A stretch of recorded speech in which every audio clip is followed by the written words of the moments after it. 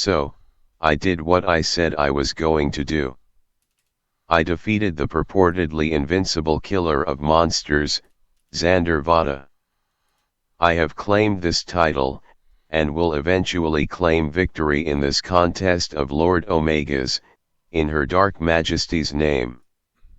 And as I stood there in the ring, ready to celebrate my victory in her name, what happens? One of Lord Omega's shades comes to the ring and attacks me. There was something familiar about that shade. I am certain it failed to escape anybody's notice. Now, I am not sure if Lord Omega is conspiring with Barton Mercer, if the so-called living nightmare is simply disguising himself as one of the shades, or if there is something else going on, but I do not care. I, as your new champion, demand that I get a match on my terms today against the one who attacked me last week. A contest where I can demonstrate my superiority, again, over the nightmare, not some ambush or unskilled brawl. Nightmare. I will see you in the ring. Well, strong words from our new champion. This is Minion 735, and welcome to Interdimensional Challenge Wrestling, folks. We've got a nice show for you on the cards. We'll see if what Lord Omega has to say about our champion's demands. Making demands of the boss seems like a bad idea, but you know. We're going to have some debuts tonight, and we're going to have an interesting opening match for the show tonight.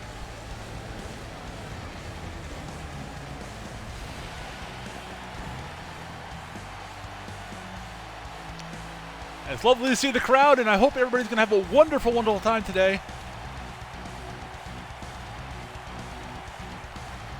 Yes, yes, yes.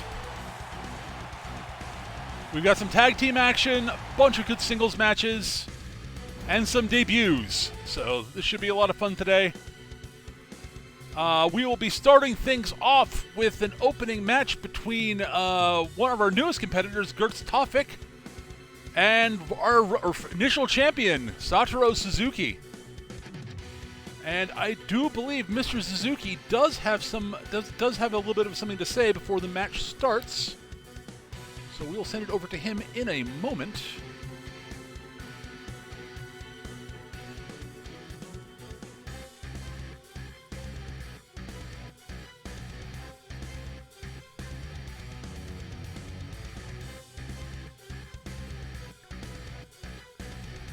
All right, we're going to send this over to Mr. Suzuki here.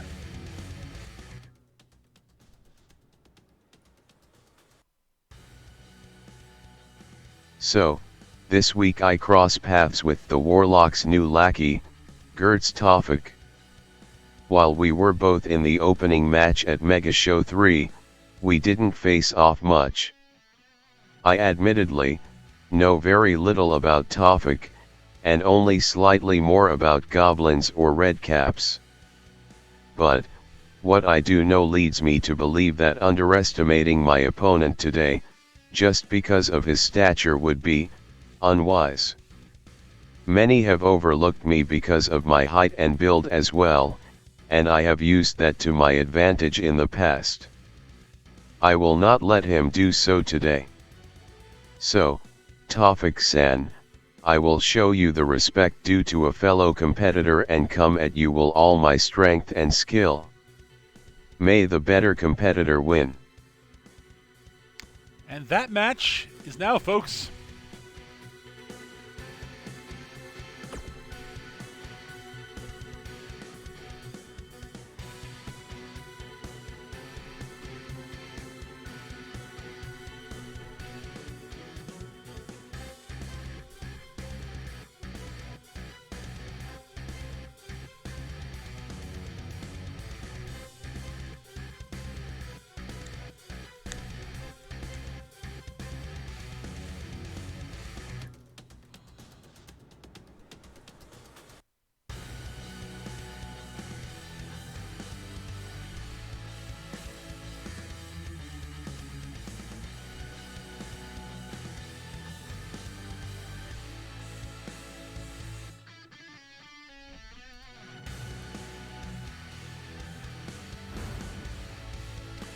All right, we are getting going with this next match here.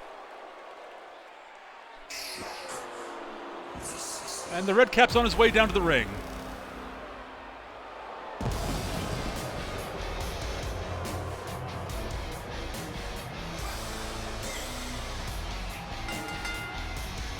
The following contest is scheduled for one fall. Making his way to the ring from Avalon, weighing in at 130 pounds, the mechanic, Gertz Topic. Well, Topic had an extremely impressive debut at Mega Show 3, winning in that opening Fatal 4-Way elimination match, tapping out two of his opponents. Both Eugene Eric Mann and Bishop Boone fell to his, I don't know what he calls his submission, but it appears to be a cross-leg Boston Crab to some degree. I'll have to find out what he calls it. And his opponent from Yamaguchi, Japan, weighing in at 204 pounds, Shogo Satoru Suzuki. Well, Suzuki is going to, in one of the rare moments, have a significant size advantage over his opponent.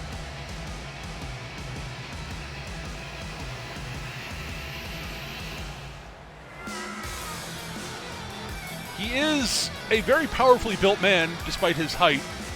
Very low center of gravity, which helps him in his both a lot of his deadlift, sort of deadlifting moves he likes, and makes his top rope area acrobatics actually quite effective.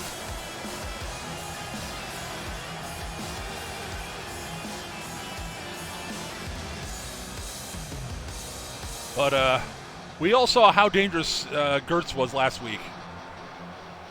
This should be an interesting match, folks.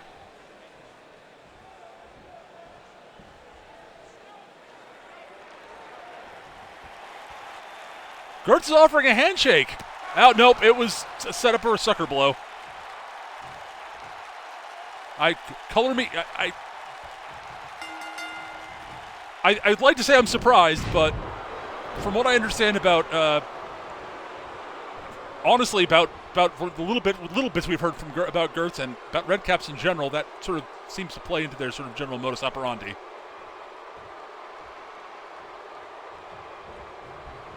Oh, beautiful leaping Hurricane Rana to start things off by Gertz there. Nicely done. Suzuki seems to be a bit off his game to start things off. Oh, beautiful right cross. And a Hurricane Run of his own, showing that he's almost as agile as the Goblin himself, as the Goblin is. Nice drop kick. I think Gertz has a bit of a speed advantage in this matchup, which is something that doesn't again, another thing that doesn't happen very often to Suzuki, where he's up against someone who's actually quicker than he is.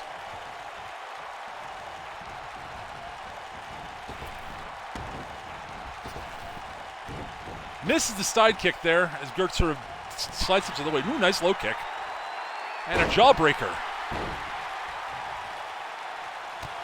Kick to the chest by Suzuki. Nice counter by Gertz, getting back to his feet. Whips Suzuki over the top rope. And floors him down, punches him down to the floor, following to the outside.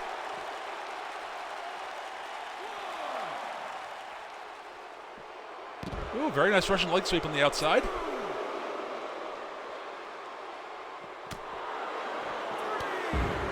Leaping cross body. Ooh.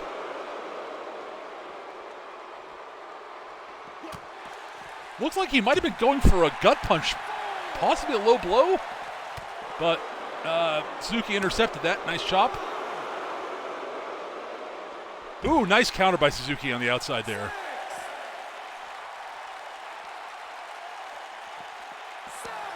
Sends Gertz slamming into the ring post.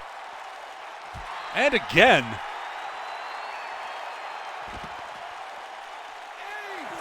And Gertz hugs Suzuki back in the ring and follows him in on the count of 8.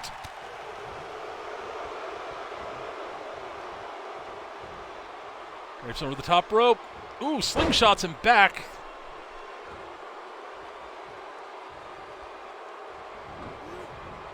Whips Suzuki into the corner. What is Gertz up to here? Ooh, tornado DDT. Very nice.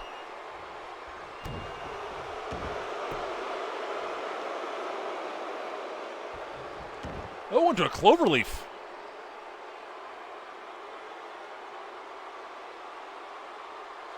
Gertz seems to have a pretty good knowledge of submission holds.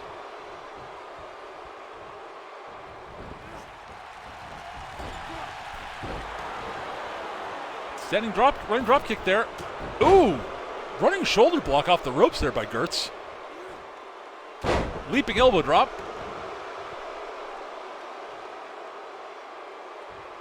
Shows off a little bit after the elbow drop.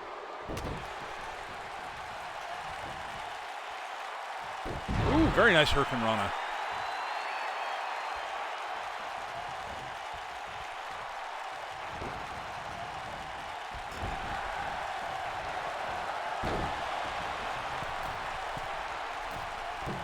Ooh, leaping senton. Ooh, nice crossbody off the ropes. Into a wheelbarrow facebuster. Wow. Nice series of moves by Suzuki there. Rolling Listo kick. That's usually a prelude to the burning. Oh nope, it goes to the cover. Gertz kicks out at 2. Will Suzuki go fly high or will he go for the burning hammer? We'll see. Looks like he wants to drop the goblin on his head.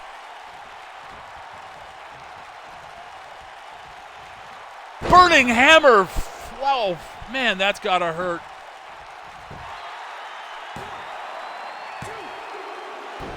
But Gertz kicks out 2.5.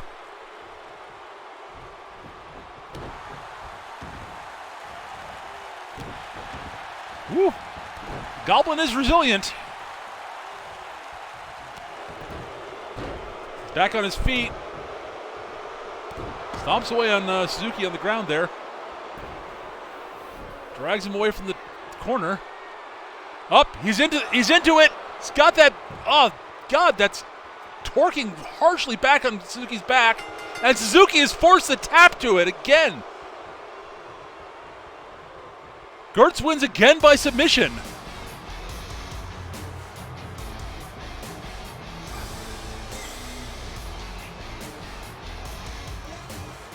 Here is your winner, the mechanic, Gertz Topic. Impressive showing by Gertz, and showing incredible resiliency, and that, whatever he calls that submission, it is brutal, and it has not failed to tap someone out yet.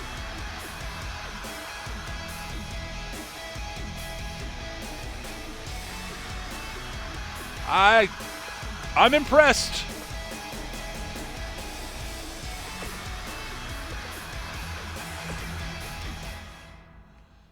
All right, next up, well, we've got a bit of a run back from last week. The warlord Alexander Mackey is not happy with what happened last week, and she is very politely, for someone who is as pissed off as she was, requested a rematch with the Spider Alexia Grimm. So, and I believe she's got some choice words to say before the match starts.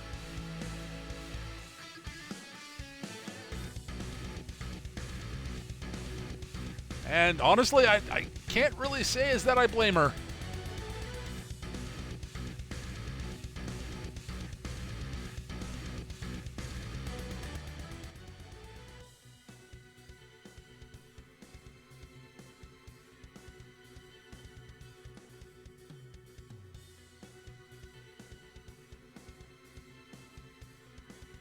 Leave to a member of the Fey Court to try and stab me in the back, again. I remember you, GRYMM. We have crossed paths several times long ago. You and your clan threatened those I had sworn to defend. While you did win several of our battles, it was always through trickery and deception. Also, I would like to remind you of two things. First, you were never able to kill me. Second, who, in the end, was victorious? Were you able to destroy the clan I was defending? Were you able to complete the goals you Queen set out for you? I am, and will always be, the first and biggest black mark on your record as a general of the Dark Queen's court. So, come at me here, or anywhere, whenever you like. I will gladly face you and remind you of why I am the last true warlord and champion of the Highlands. I am Alexandra McKee, and I will always win out over your kind in the end. Well, the warlord is not. She's ticked off, and but is fairly confident in her abilities. So we'll see what's going to happen. That match is now, folks. Hopefully, we'll get an actual clean fight this week. An actual fight, as opposed to the blindsiding that Alexia Grimm dropped on Alexandra on her way down to the ring last week.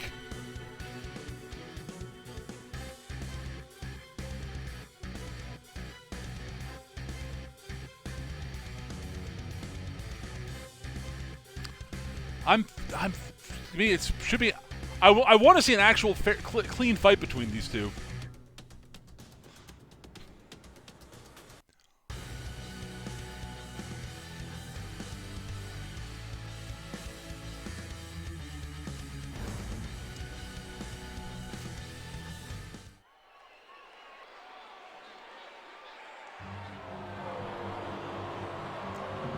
Well, Alexia Grimm is going down to the ring first. That should help mitigate the whole backstabbing shenanigans to some degree.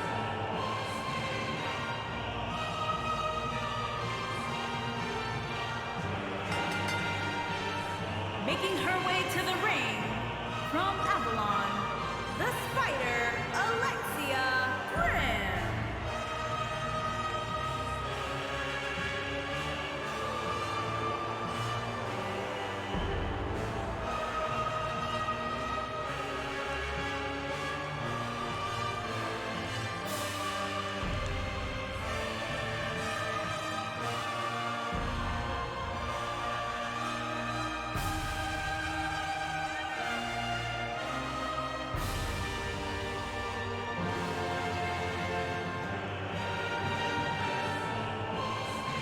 Well,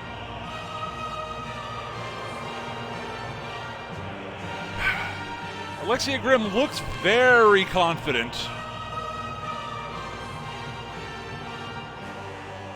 She is very confident in her ability to handle Alex Mackey. We'll see how that goes.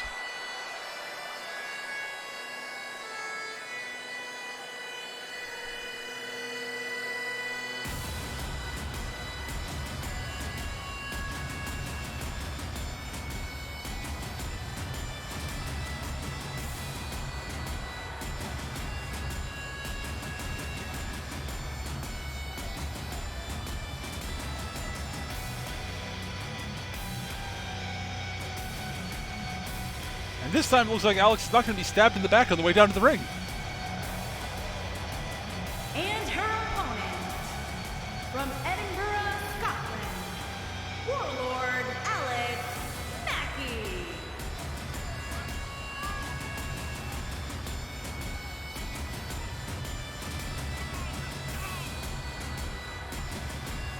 Well, Alex looks focused. And more than a little ticked off, but looks like she's got her temper somewhat in check at least.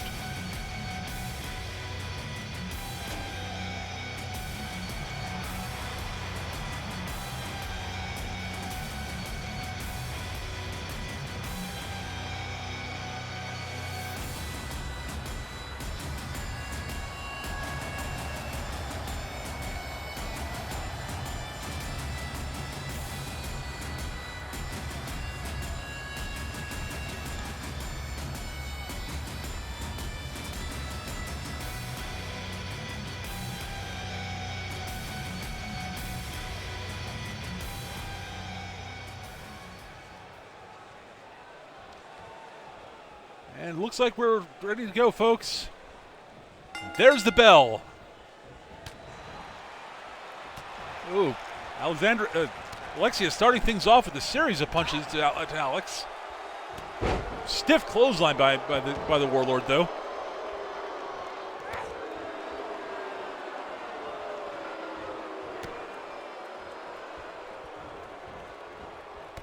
Ooh, very nice counter drop kick.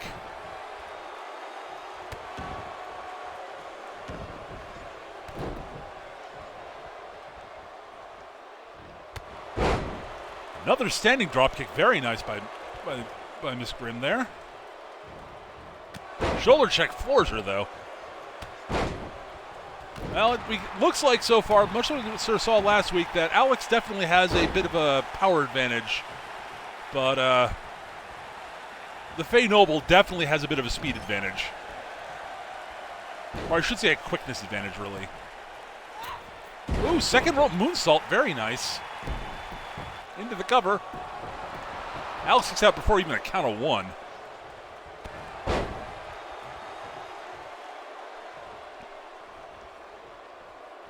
Jawbreaker by Alex. Floors her again, just runs through her.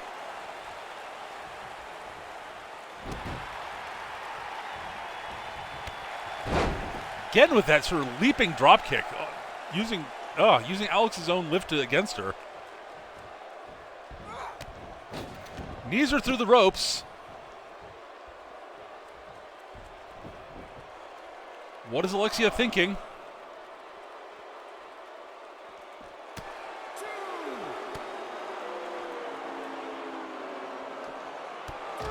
Another standing drop kick.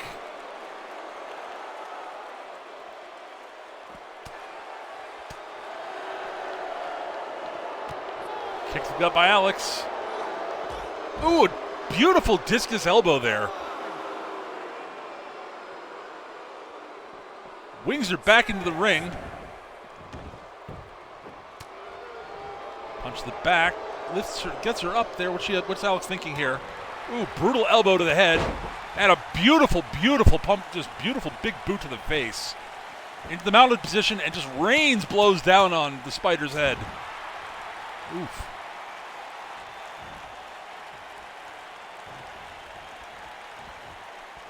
Scoops her up.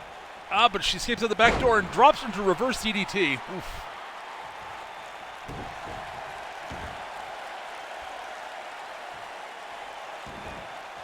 Into a body scissors.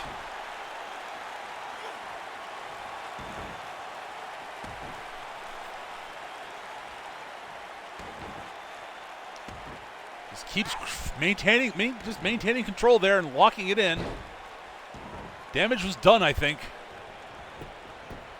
Goat's cover does not hook the leg, and Alex kicks out at one again.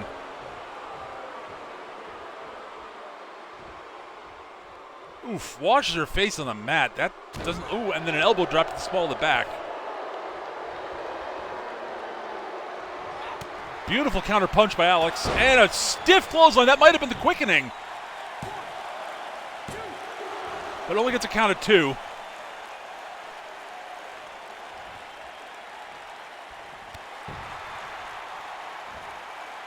Warlord scoops her back up. Another clothesline.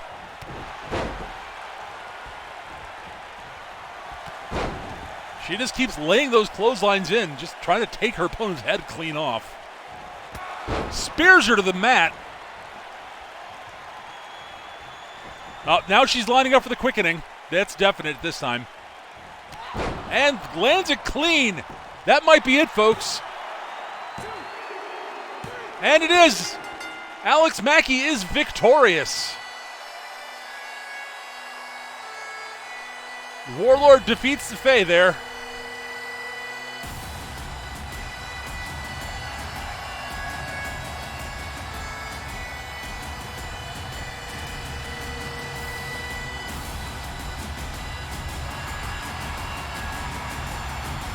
Well, Alexander Mackey's victorious, and Alexia Grimm's basically, yeah, she's saying this isn't over yet, Highlander. She'll be back.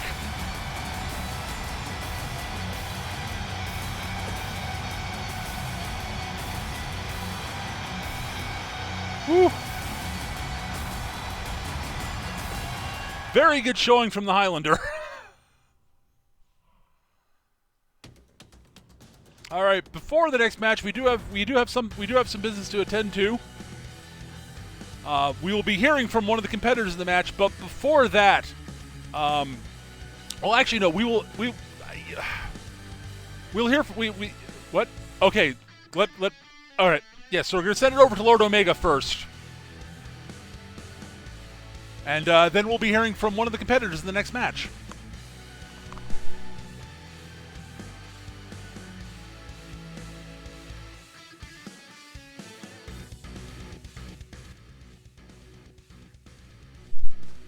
Greetings, my fellow sapients. This is Lord Adversary Omega. Where do I begin with this? We should start things off with Mr. Zenk, our current champion. I am not entirely sure what is going on with the Nightmare Shade. I am looking into it. But he is right in that it appears to be Barton Mercer. I am not entirely sure what's going on there. But that would explain why I have not been able to find Mr. Mercer for several months. To some degree at least. I assure you, Mr. Zenk, this is not my doing. I am not a happy man. And I will be certain that the Nightmare Shade, or Mr. Barton, we'll call it the Nightmare Shade for now. We'll meet you in the ring as our main event tonight. You are owed that much since I did not authorize him to attack you after the match last week. I promise you. And I will get to the bottom of what is going on. Because that is very clearly one of the shades, but it is also very clearly Mr. Mercer. This should not be possible. Furthermore, the next match is at the request of our number one contender. Not that he's participating. His partner had the request for. Our number one contender is also one of our tag team champions, so I do owe him a little consideration. My apologies, Mr. Sakamoto, but yeah, I will let Mr. Leonard explain. We have a bit of a conversation he and a bit of some of the conversation he had with Mr. Gonzalez before Mr. Gonzalez came to talk to me. Let's see, is there anything else I needed to cover before we do? Oh, yeah, we do have some new. We have some new competitors this week. I'm happy to announce that. That is a good thing. Yes. And we will be having some further ones joining very soon. So look forward to some new competitors. New blood, as it were. Yes. And the possible expansion of the tag team division. That should make both the Cartel and I guess the Disciples of Darkness now happy. Because they'll have more competitors. Yes. More opportunities to defend their titles. Indeed. But yes, we will send things over to Mr. Leonard here momentarily. What is going on? I'm sorry. I am very confused with what's going on with the shades. Again, as I said, nope. Here we go.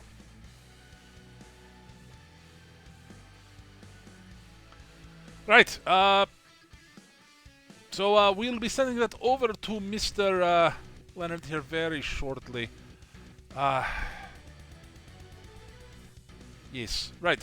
So, take it away, Mr. Leonard, I guess.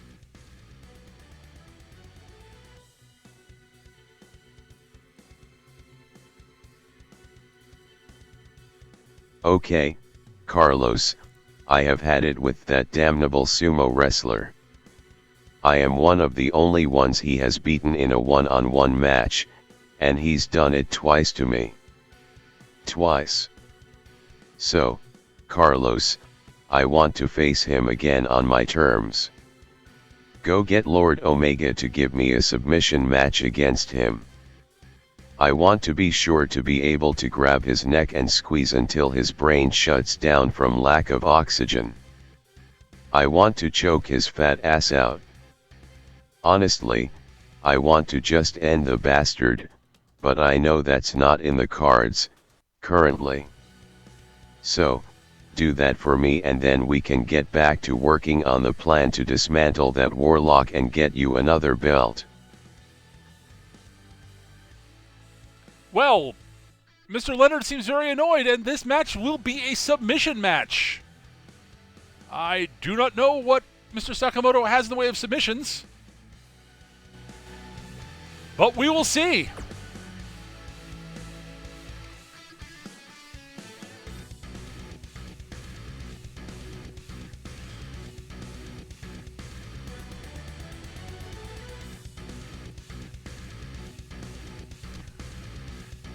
We know Bruce Leonard is a very skilled submission wrestler, and Akira is a very powerful man. So I gotta say this match definitely is in Mr. Leonard's favor.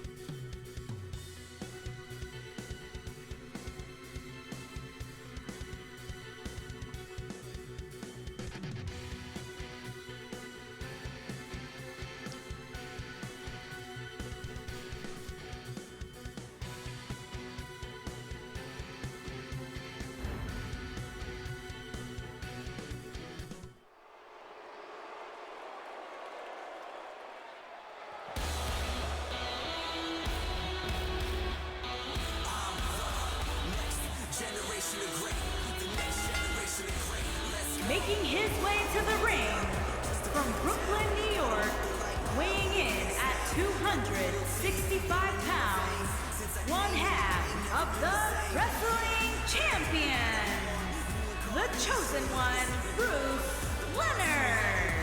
Well, Mr. Leonard looks confident, but also very, very, very unhappy. Legitimately, I think we could tell from what he was saying before that he's legitimately pissed off.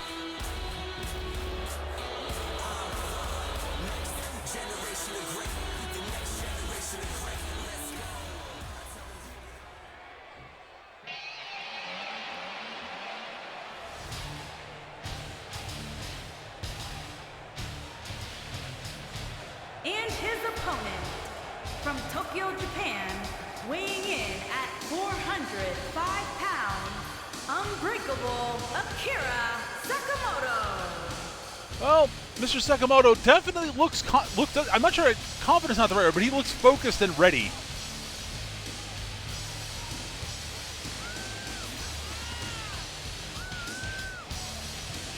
He is not known for submissions. Let's be real, he's known for brutal hand strikes and incredible just,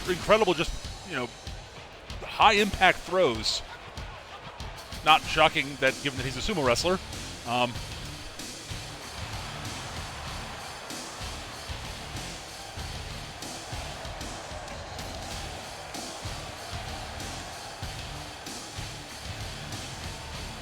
We'll see what he's got in his submission, if he's got any submissions in his bag of tricks, though.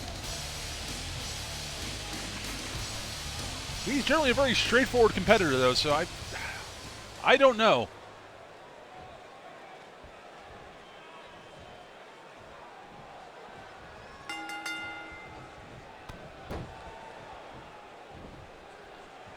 Well, starting things off with a very nice DDT by Mr. Leonard there. Akira's definitely at a disadvantage in this match and immediately goes into the Rings of Saturn submission. Just right out of the gates.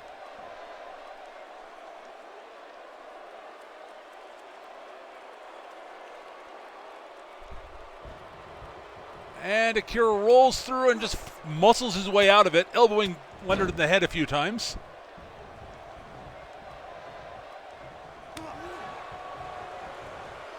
Oh, another beautiful leaping DDT by Bruce Leonard there. Akira does a very nice job of dodging that spin kick. He saw that one coming from about a mile away, it seemed. Drops his weight across the arm. Slap to the face. Series of just sharp punches to the gut, but countered by a knee to the gut there by Bruce. Nice. Oh, he's going for a takedown, and Akira countered that very nicely. Sits down square across the small of his back. Akira seems to be working the body. Might be setting up for something, maybe something like a camel clutch or a Boston Crab, maybe? Ooh, very nice belly to back suplex.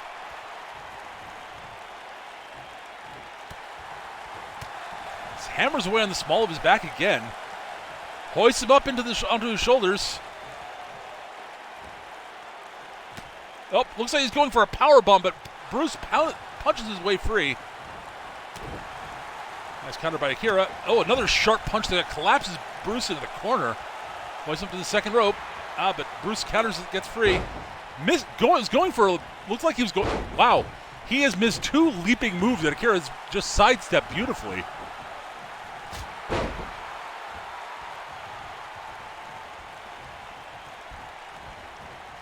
Whips him into the corner. Ooh, spears him in the small of the back.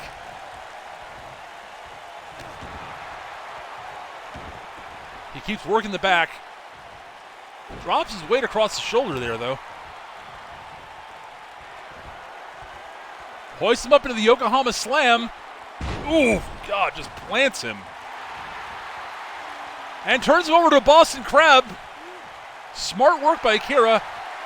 That's a move that takes that move takes advantage of his size and strength very well, actually. But Leonard works his way free. He does have an advantage of knowing how to get free of holds, too. And Akira again stuffs whatever he was up to.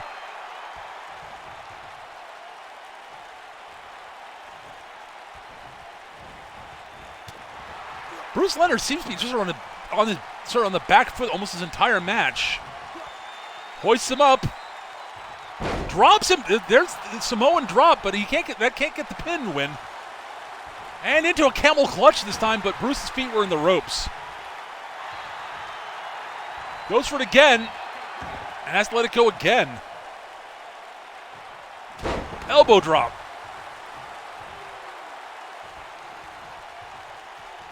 Rolls him over. Bruce kicks his way free. Jawbreaker.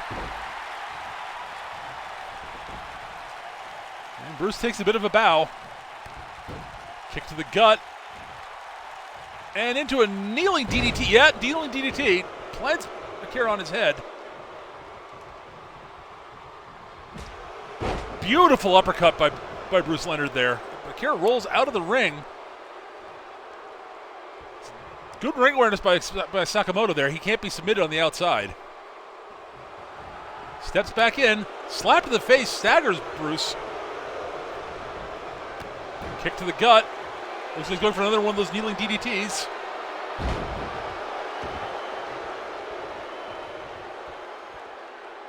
Bruce is removing the turnbuckle. How did the ref not notice that? And hurls him out of the ring.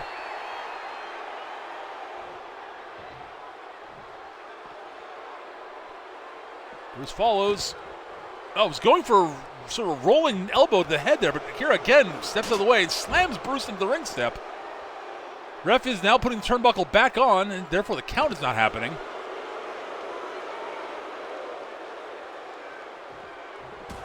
Slams him into the ring post there. Again into the steps that time.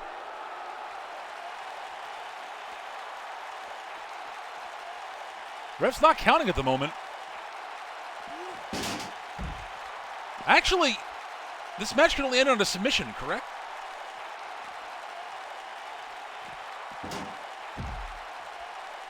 Not sure why the ref's not counting, but I guess since it's only can end on a submission, then...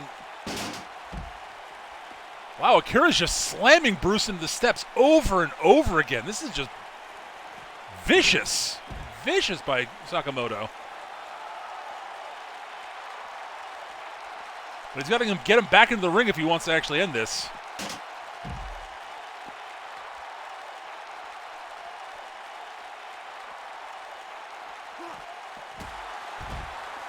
And into the ring post that time. Holy cow.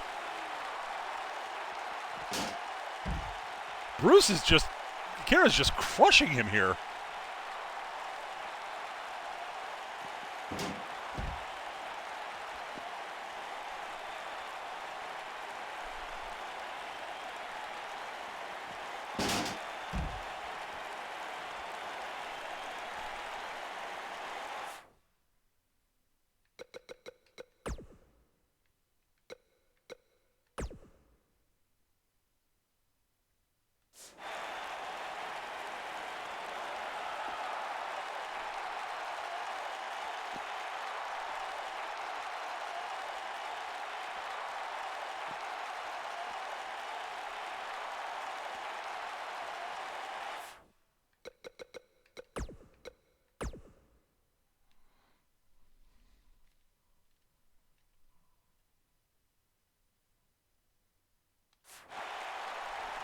And okay, they're back into the ring.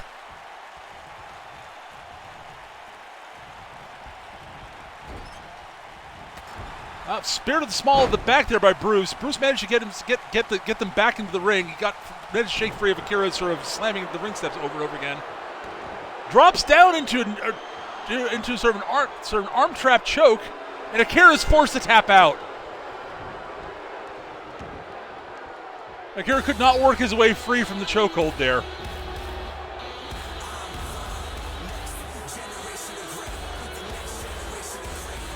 Here is your winner, the chosen one, Bruce Leonard. Yeah, you tapped a guy out you beat a guy in a submissions match who is not a submissions wrestler.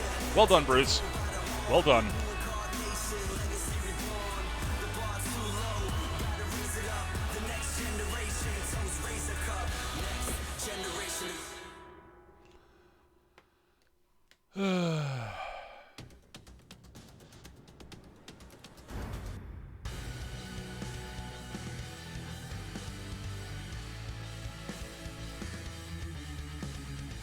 Well, next up we've got a tag team match. All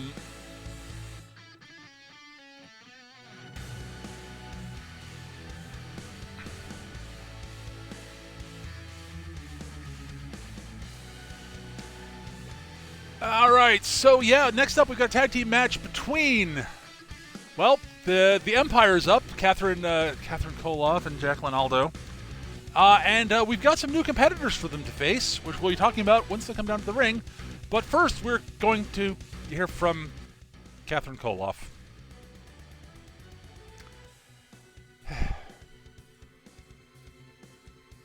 Well, we'll see what she's got to say.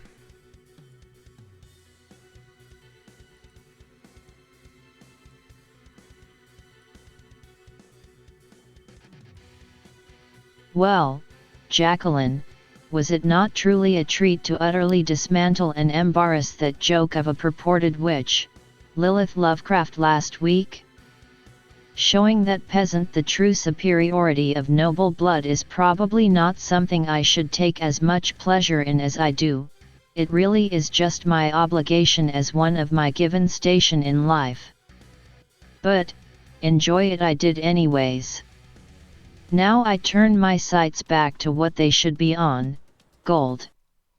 Apparently we have to demonstrate that we are deserving of another shot at the tag team titles. Bah. We honestly should not have to prove that we deserve any of the titles here. This competition is, in of itself, unnecessary. But I will humor Lord Omega, as a fellow member of a noble house. So, prove ourselves we will. I care not who we face, we will demonstrate our superiority. Come, Jacqueline, to battle we go. Well, folks, it's Catherine for you. What can I say? That match is next, and we'll be meeting some new competitors in division. So, in the women's division.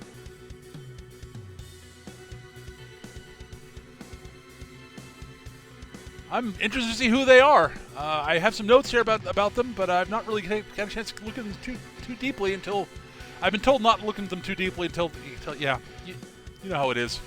I'll be explaining who they are as they're coming down to the ring.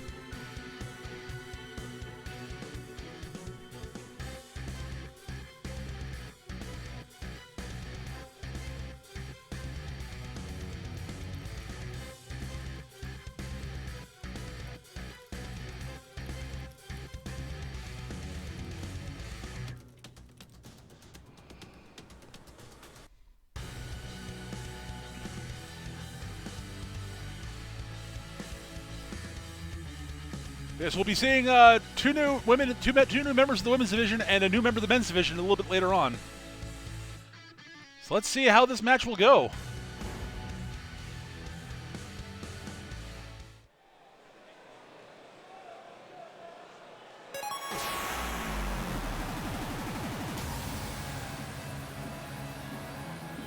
It's very dark in here.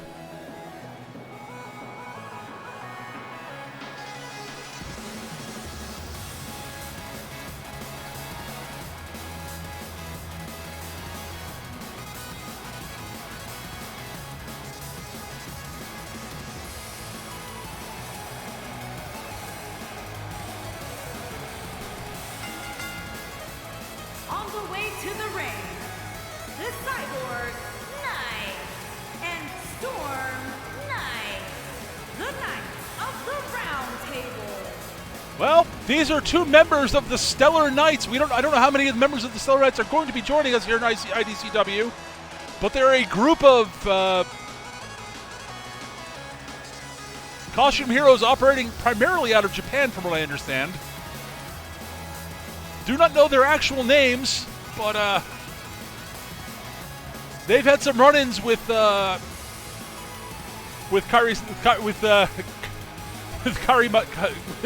Kari and with Hana Shibata. So I'm sure they're not particularly happy to see them here.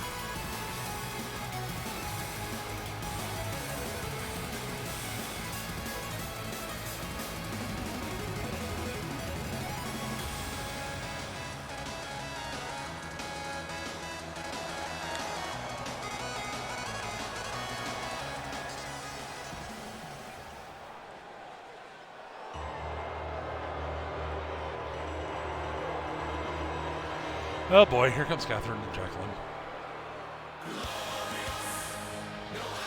And their opponents, Princess Catherine Kola and the Jester Jacqueline Aldo, the Empire of Pain.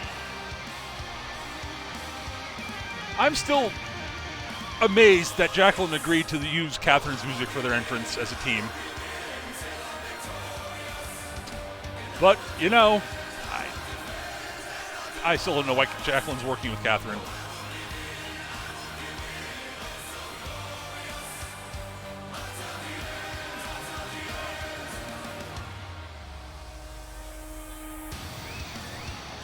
Well, some more bits about the R2 competitors.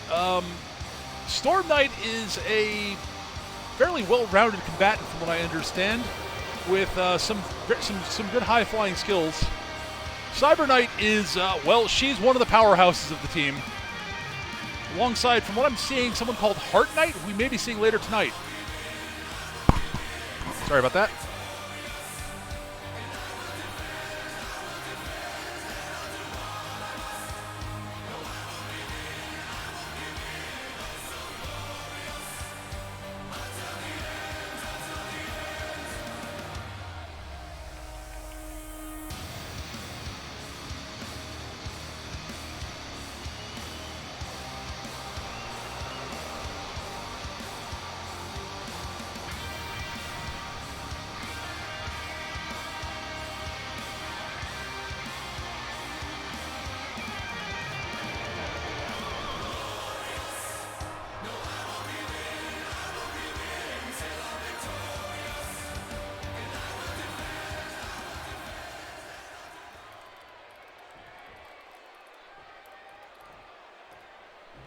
All right, here we go. Cyber Knight starting out, squaring off with Catherine.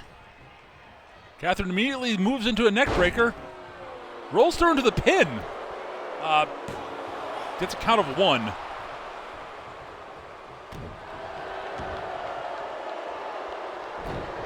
Cyber Knight rolls to her feet.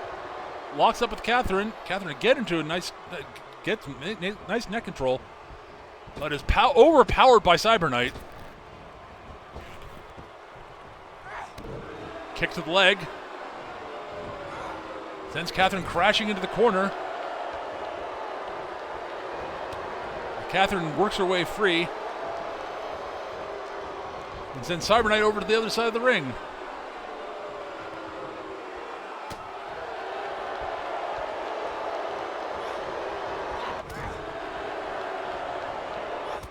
Ooh, combination sort of spear and running uppercut. Very nice combo by the... I gotta give credit to them, that was a good combo.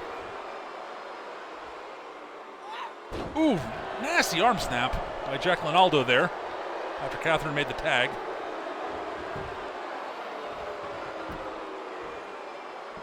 Into a cross arm breaker.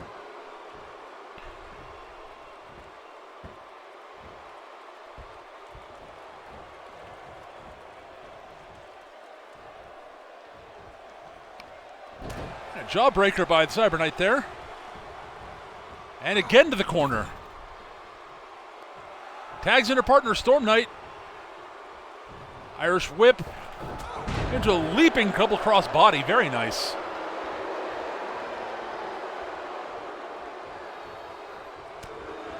Sharp punch to the head. Ooh, nice little discus punch there.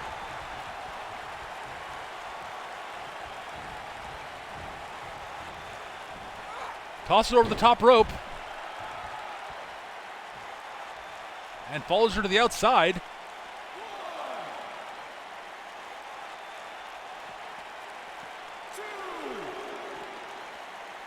Slams her head off the ring apron. Very nice. I mean, you know, standard procedure largely, but, you know, oops, scoops her up.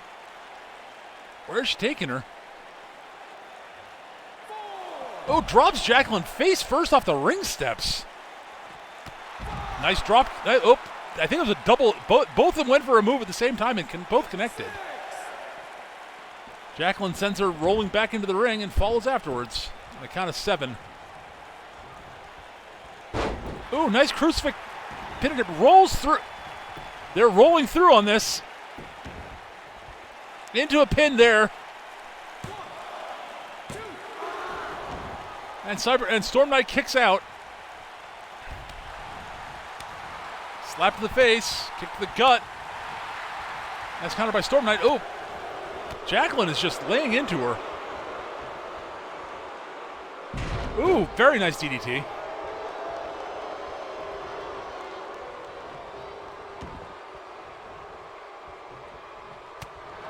Jacqueline elbows her way free there, though.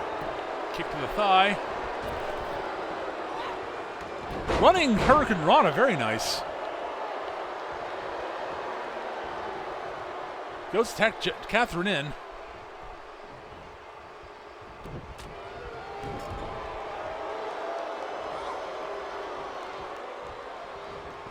Slams her into the ring post. That looked uncomfortable. Ooh, leaping knee to the face.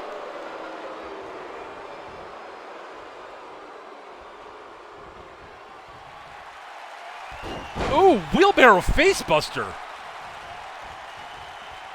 Into the cover. Catherine kicks out at 2. Very nice chin lock there.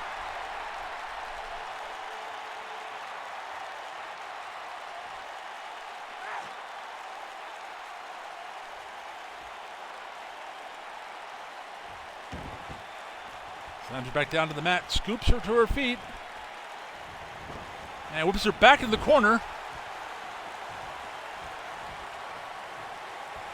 Discussing, looks like she and Cyber Knight are discussing strategy there in the corner before they decide what to do.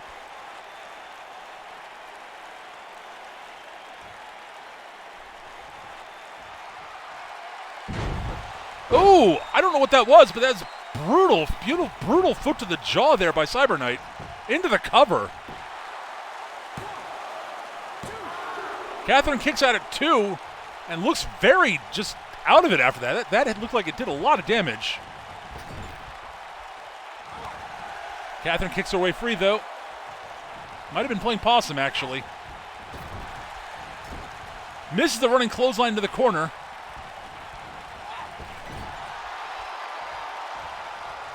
Reversal.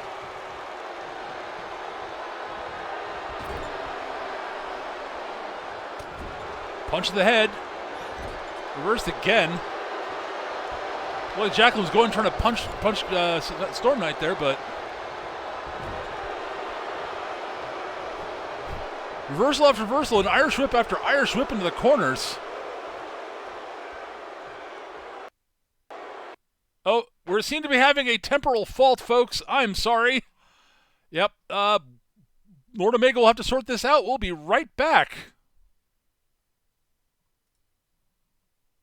Sorry about that, guys. Yeah, game crashed. Fixing.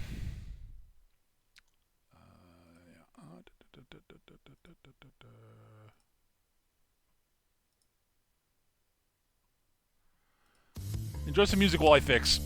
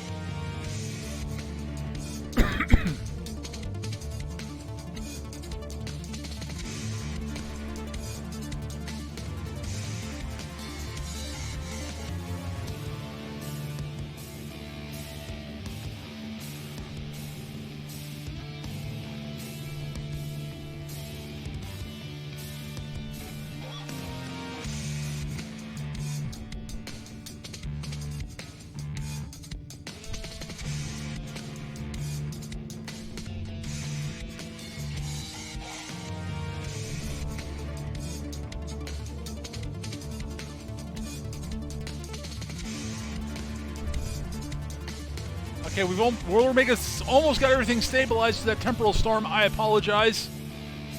Oh, boy.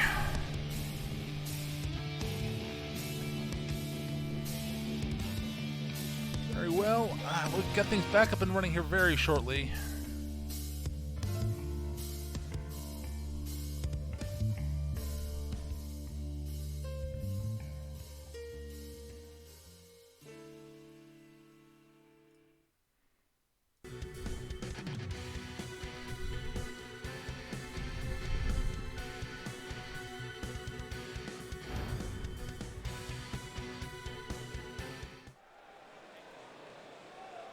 We'll be skipping over the...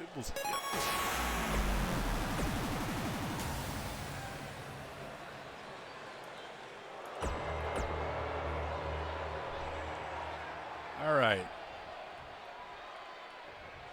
All right, folks. We're back, and the match is being restarted due to the temporal storm.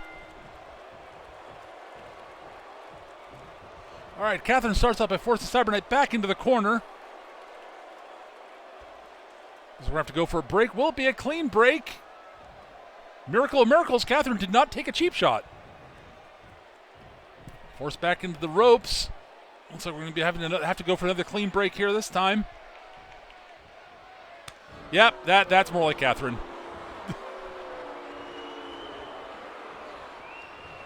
And we're being forced back to the corner again.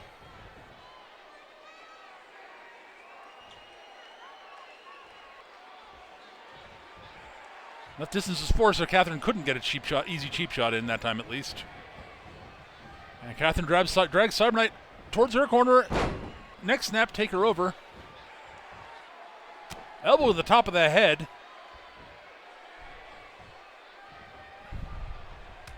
Uppercut floors Cyber Knight. Jawbreaker. And a headbutt. Oof. Drags Catherine over towards her corner. And tags in Storm Knight.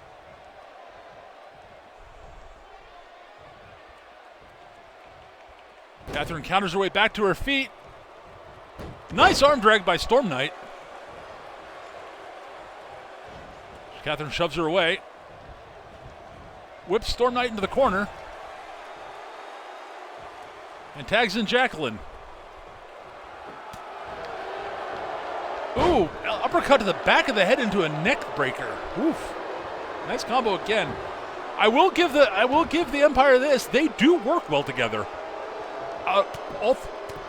Surprisingly. But Cyber Knight works free from the cross arm breaker there. Sorry, Storm Knight. Whipped into the corner. Ooh, beautiful monkey flip.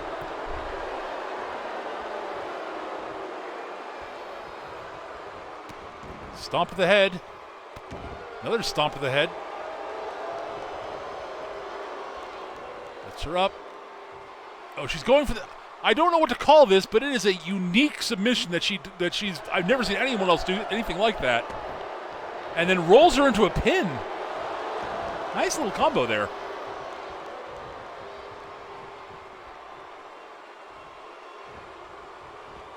Arm drag, very nice by Storm Knight there.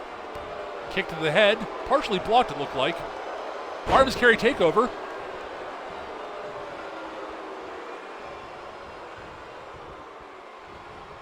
And drags Jacqueline over towards her corner. Nice neck snap. Takeover. Slams her down to the mat. Drops the knee into the chest repeatedly. Oof.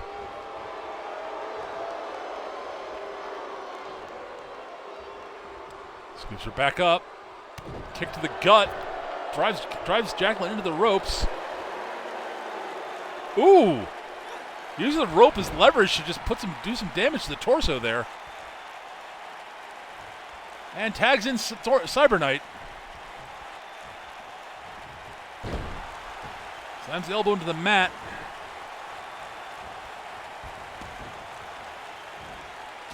Leaping elbow drop. Very nice.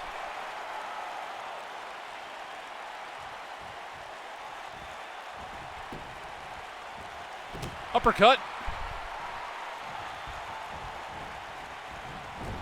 Whipped into the corner there. And tags in Catherine again.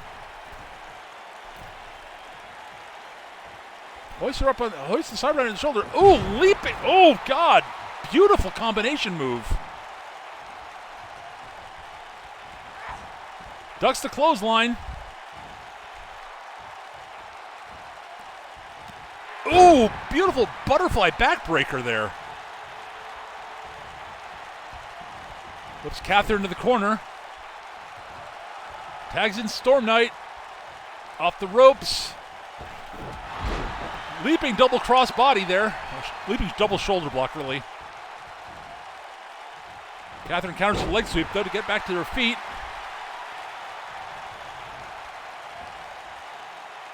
Oh, she's going for that choking Russian leg sweep. Yep, choking Russian leg sweep there. Jawbreaker counter by Storm Knight. Catherine blocked that shot to the jaw. Tags in Jacqueline. Elbow to the gut. Jacqueline leaps on her back as Reigns blows down on Storm Knight's head.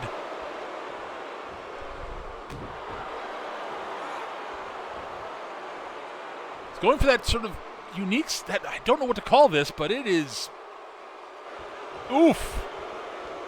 Yeah, she sort of ridges back and then rolls into the pin again. But a kick out of one. Storm Knight showing some resiliency there. That looked painful, folks. Nice shot to the gut there. Whipped into the corner. Tags Catherine, and again, they're doing a very good job. Oh, they're doing this one again. Up on the shoulders, and Catherine's going to leap into sort of reverse rear clothesline, slamming the Storm Knight's head into the mat.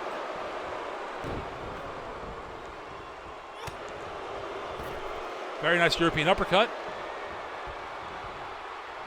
Toss her to the outside. What's Catherine thinking? Oh no, Catherine, no. No. Don't do this, Catherine. Oh my God, pile driver to the outside from the apron. Oh my God.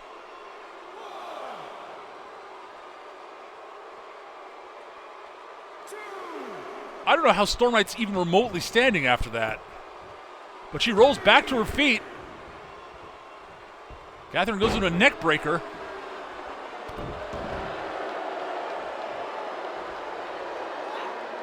Neck crank.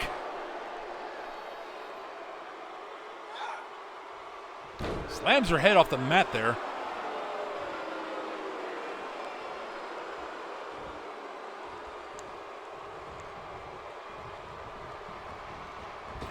Whips her into the corner. Oh, for crying out loud, game. All right, we're going to have to do this again. Today is just not going to be my day.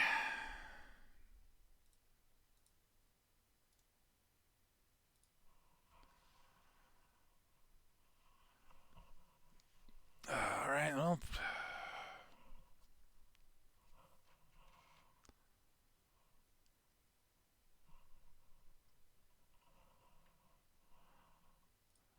All right. Well, folks, I apologize for the temporal instabilities we've been having. Blow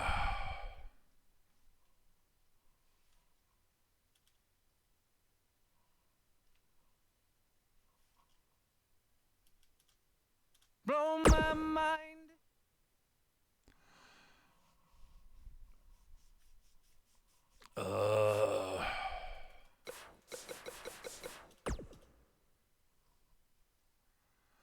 Well, things are being sorted out here again. If we have another temporal storm, I think we may just have to call this match off and come back to it next week, possibly.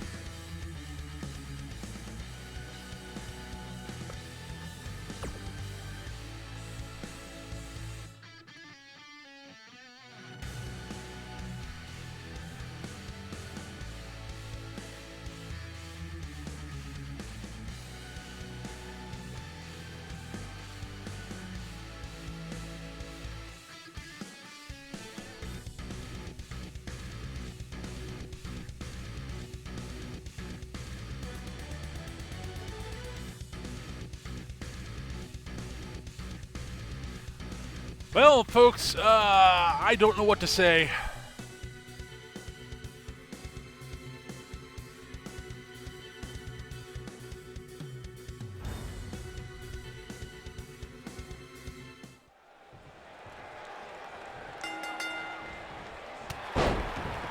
Catherine starts things off with a rolling uppercut there.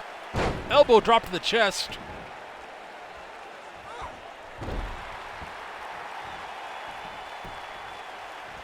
Cybernet counters an uppercut. Kick to the gut. Hoists Catherine up on her shoulders. Drops her off the top rope. Oof. Catherine kicks away at the knee there. Goes to the spinning uppercut, leaping uppercut, and is dodged by, swatted away by Cyberknight. Cyberknight misses the running clothesline. Catherine whips her into the corner. Kick to the jaw. Back elbow by Catherine. Punch to the head.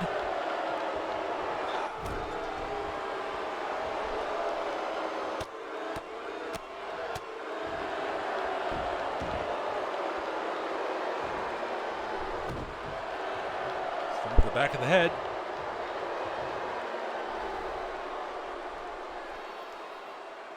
Cranks back on the arms, very nice, and lets it go this time. Does not roll into a pin like she has in the past.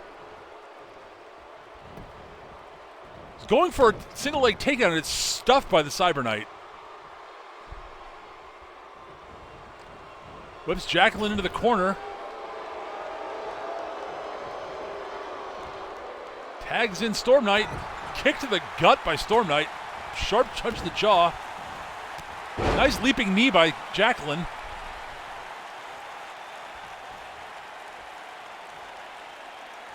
Again, goes for this sort of arm wrenching maneuver. And lets it go again. Damage done to the shoulders into a cross arm breaker. Jacqueline is a master of arm-based submissions. That octopus stretch she does horrible damage to the arm, to the shoulder and elbow ligaments. Slams her into the turnbuckles and just drops her back to the mat. Oof. Caught the kick to the gut into a beautiful spinning back kick.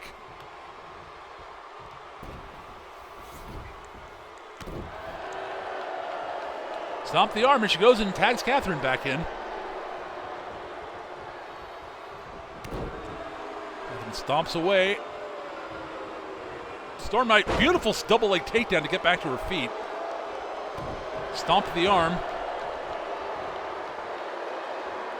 Into a spinning arm snap, it looks like. Yes, indeed, spinning arm breaker. Oof.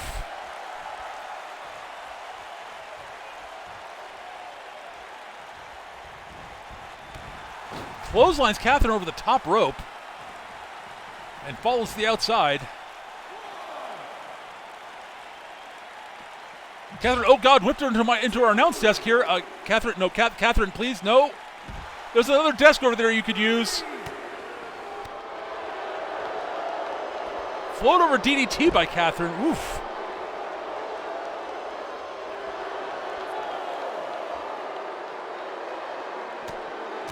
Series of punches just land beautifully. Misses the uppercut though.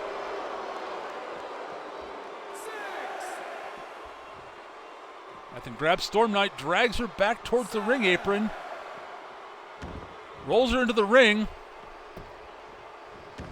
And falls on a count of 7. Punch to the jaw. Drapes over the top, second rope there into the... Oh, this is that hung DDT she likes. Plants her nicely on the mat there. Scoops the Storm Knight back to the feet though. Into the corner.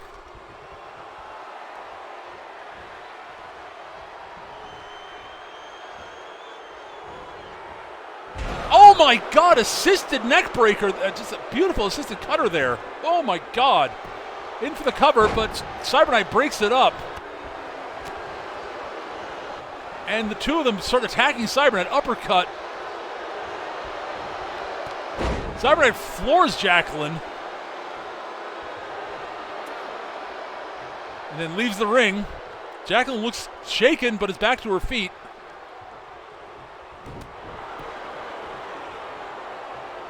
What is Jacqueline doing?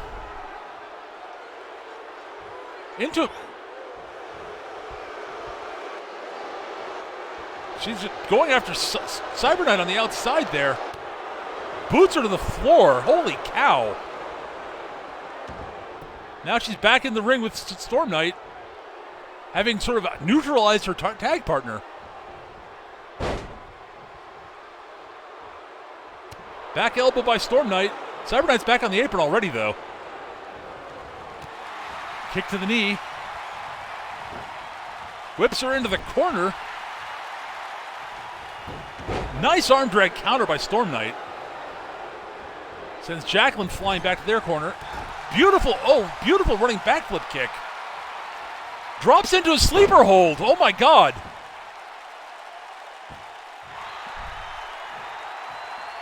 Beautiful rear naked choke, but Jacqueline works her way free.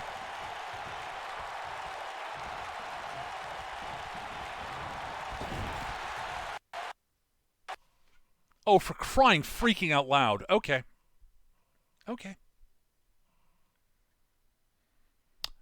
Right.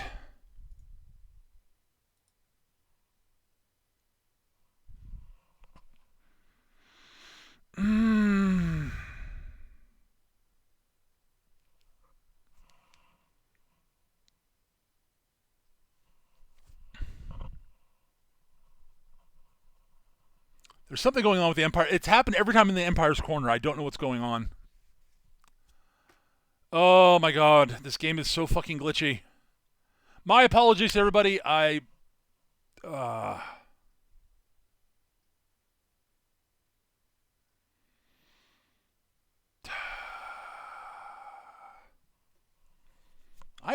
genuinely baffled by this. So, okay. I'm going to simulate the match, and we're just going to move on the card because I don't want to deal with this anymore. I apologize. Yeah.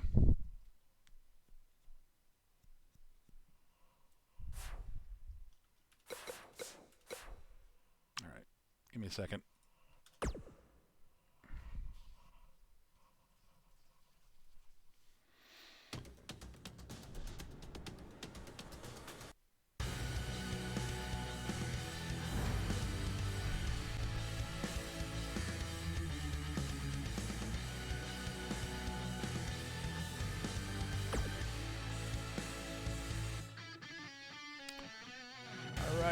And I'm going to randomly simulate the winner. All right. We're back from the Temporal Storm, and the match is over. And the winners are Catherine Koloff and Jacqueline Aldo. In a hard-fought match over Cyber Knight and Storm Knight. Looking forward to seeing more of them in future. Well, we will continue the show. Sorry for all the Temporal Storm shenanigans there. I wish Lord Omega says that things should be back in order now. Next up, we have a match between two old foes. One of whom's only recently joined our roster. We'll be seeing battle between Yuri Yamashita and Hana Shibata of the Disciples of Darkness. We'll be hearing from Miss Shibata, actually, of all people. We've not heard from her before, so interesting to see what she's got to say.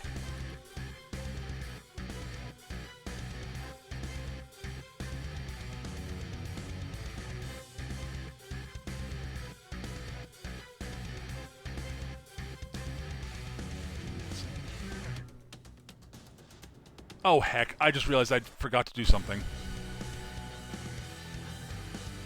Fuck. I knew I forgot to do something setting up for today, didn't I? Yes, I did. Shit. Hang on a moment, folks. I apologize. This is something I should have done a while ago. Actually, you know what? I can do it from here. It's not an optimal way to do this, but...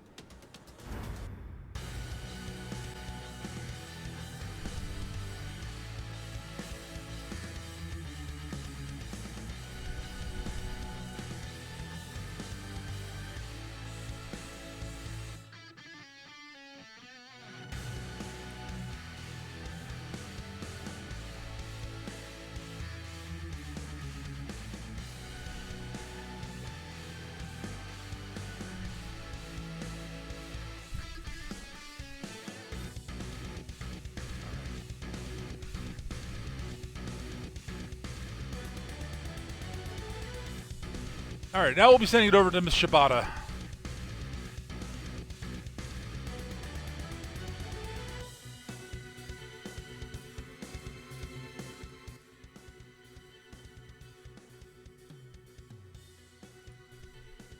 Yuri Yamashita.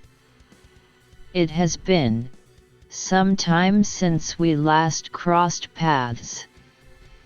While you, unlike so many others before you, were able to put me down, I did warn you that I would be back and that I would haunt your every waking moment when I did. And now here I am. And here you are. And given the nature of this competition, I will get many opportunities to break you in that ring. Last week, Carrie and I got to show everyone what I can do in my very first match here. I will continue to dominate the way I did last week, and I am certain more of my compatriots will be coming here soon to assist me. You have all been warned. The disciples of darkness are now champions, and we will be joined by the rest of the disciples of the dead soon. None of you shall rest in peace. This I swear. Oh, good! Well, that match is next.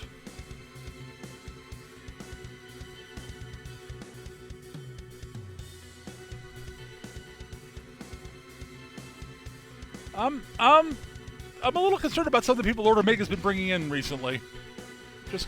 I guess I'm kind of glad to see the Stellar Knights to some degree. Is there any history between the Stellar Knights and the Disciples of Dark? Oh, there is. Oh, good. Much whether that's comforting or concerning that there's been significant interaction between the Disciples of the Dead and the Stellar Knights. Oh, good.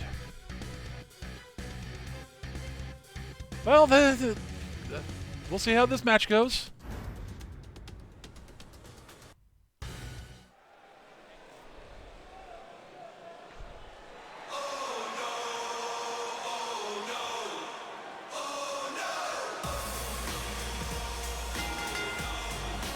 The following contest is scheduled for one fall.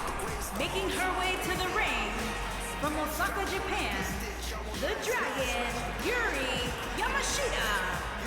Well, the daughter of the Dragon is coming down to the ring, and she has indeed crossed paths with the Hana Shibata on more than one occasion. And from what I have heard, after the last altercation, it was believed that the ghost was gone and was gone for good. But apparently that is not the case. Yuri looking confident as always.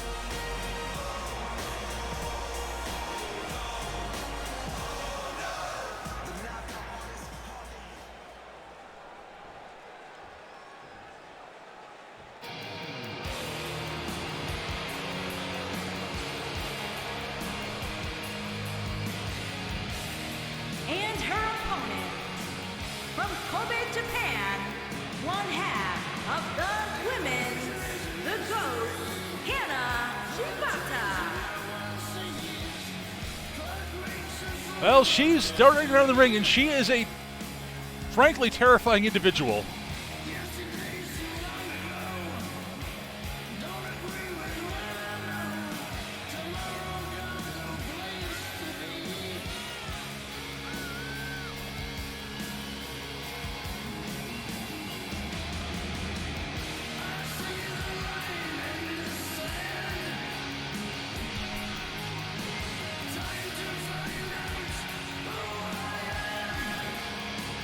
This is one scary individual, folks. And we saw it last week. She is tough as nails and an exceptionally powerful individual.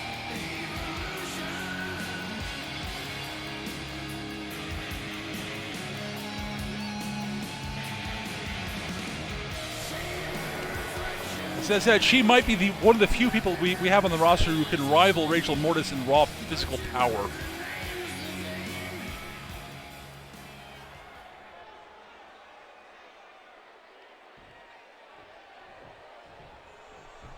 Here we go, folks.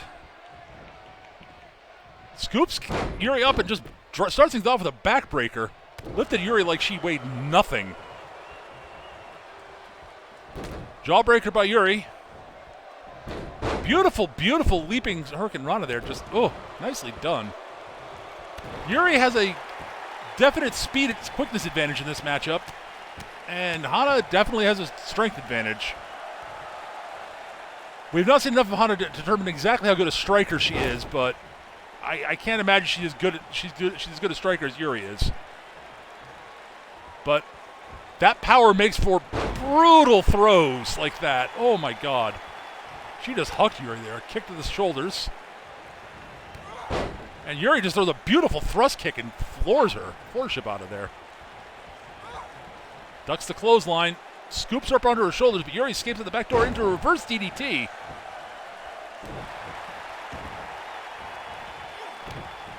Stomping away on the arms.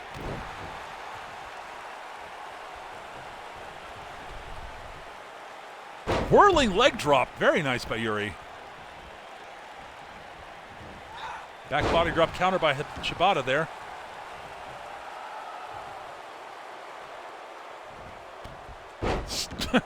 While she was posing for the crowd, she got kicked in the back of the head by Yuri.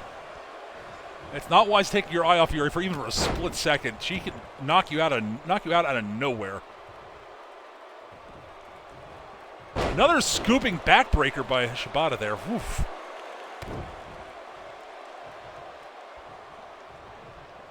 Yuri gets back to her feet.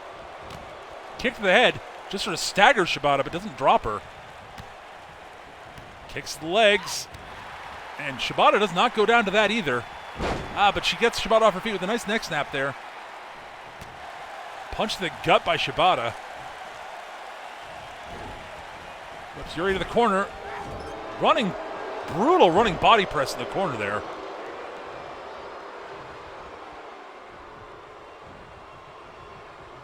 There's Yuri over the ropes. Punch to the chest, just brutal, just punch right to the jaw. Scoop Yuri up under her shoulders, and listen, yep, she's going to drop her off the top rope. Her chest first into the rope. Into the cover, does not hook the leg. Yuri kicks out at one.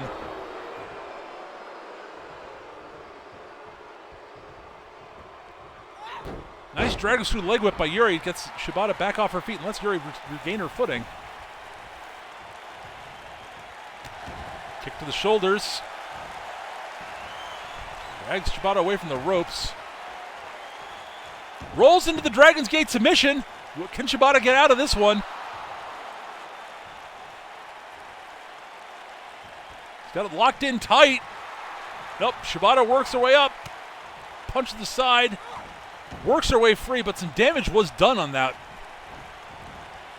Just hucks Yuri to the mat there. Just grabs her by the head and just brutal punches to the head follow. Stomps away. Dragon screw leg whip by Yuri lets her get back to her feet. She's calling for the Dragon's Tail, but Shibata was just too far away. Yuri could not get in position to get the Dragon's Tail off cleanly. Oh, very nice, sort of beautiful kick off the ropes there. Looks like a variation of the disaster kick. Leapfrog by Yuri. Ducks under. Ducks under again, and Shibata catches herself on the ropes. Brutal neck snap by Shibata. Elbow counter by Yamashita there. Off the ropes again. He's going for a big boot, but Shibata just steps aside. And there's the Dragon's Tail out of nowhere. As I said, you can't take your eyes off Yuri 1 second, and she can land that out of nowhere. That might be it, folks. Shibata might be out. Ref gets into position. Shibata kicks out at 2, though.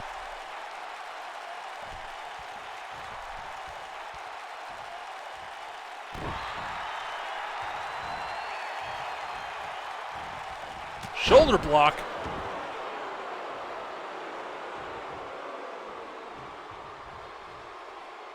Hoists Yuri up by the head, just slams her to the mat. Oof.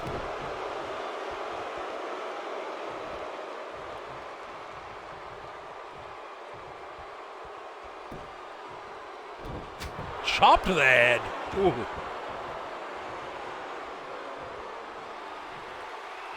Hoists her up into, oh my god, lifting triangle choke. Can Yuri hang on?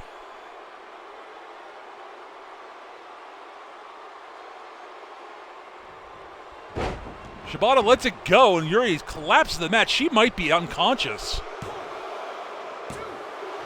Nope, Yuri kicks out. Was not fully choked out by that, but that looked like it hurt. Oh no, Shibata's lining up for the pile driver, it looks like. Lifts her up. It looks like, yeah, funeral rites incoming. Down she goes. Drags Yuri away from the ropes. Into the cover. That's all she wrote. Shibata is the victor. Landed funeral rites absolutely clean, and that just ended the match right there. Here is your winner, the GOAT, Hana Shibata.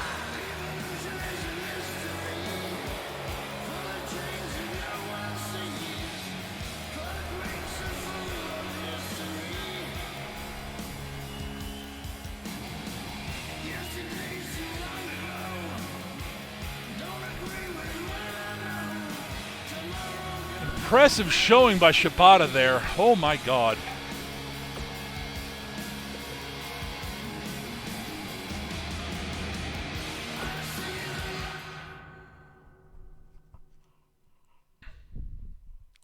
She is a terrifying individual, folks.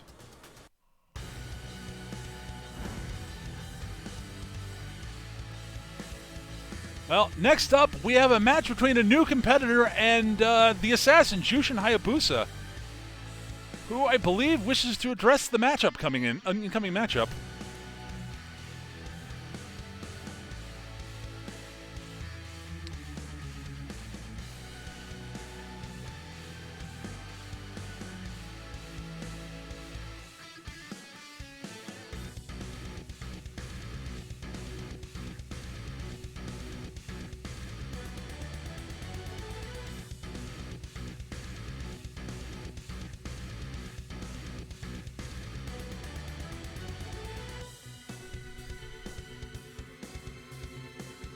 All right, sending it over to Mr. Hayabusa now. So, I see the Steeler Knights have arrived here in Interdimensional Challenge Wrestling. In my line of work, I have not crossed paths with them often, but I am very aware of who and what they are. And now I have a match against an opponent that Lord Omega has not seen fit to name to me. I have my suspicions of who it will be. So, I will prepare for a fight against a strong foe, one whose heart beats stronger than many other heroes. We have never fought before, but I have seen footage of him in battle before. This will be a challenge, but not one I fear, since I fear no man. And I will show him that my hard-earned skills are also not to be underestimated. And I will also show him that he should count himself lucky today, since without the restrictions placed upon us by Lord Omega, I would be taking his life as opposed to simply beating him senseless. Well, that match is next. Be interesting to see who's coming down to the ring for his opponent.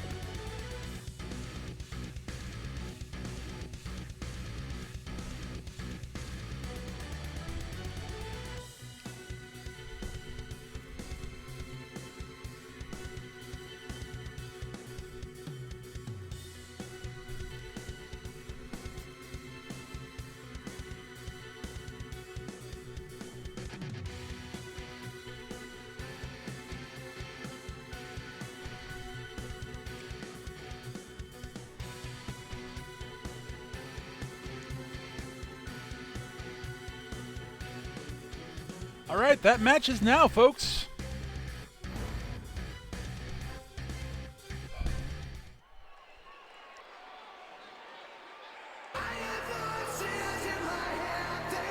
And here comes the assassin.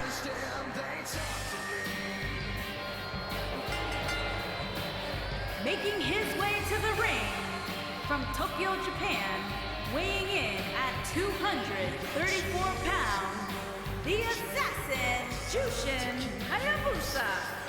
I will say I am very glad that the competitors seem to have been abiding by Lord Omega's dictate on prescribing lethal violence. I wish they'd just sort of, be more careful about interfering in matches and attacking each other backstage, but,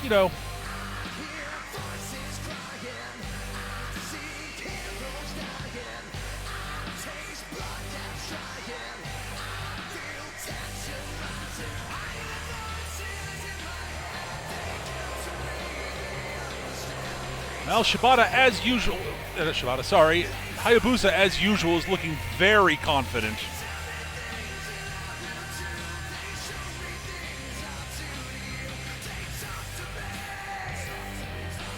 I suppose when you've done what he's done for as long as he has, you sort of earn that confidence that borders on arrogance.